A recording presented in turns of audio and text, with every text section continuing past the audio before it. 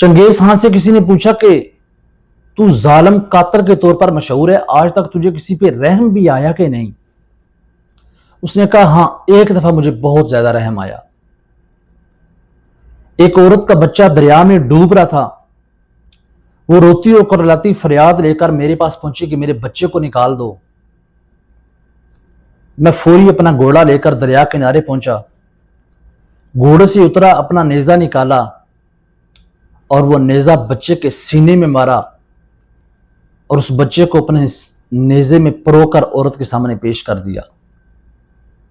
ये Genghis Khan का रहम था। सोचा जाए तो इंपोर्टेड हुकूमत और उसके शोहरतकारों ने भी पाकिस्तानी अवाम पे कुछ ऐसे ही रहम खाया था।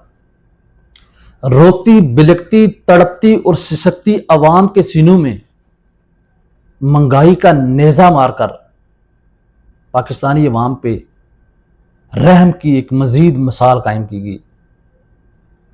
आप गौर कीजिए तो आपको महसूस होगा कि हम एक दफा फिर चंगेजी दौर में जी रहे हैं।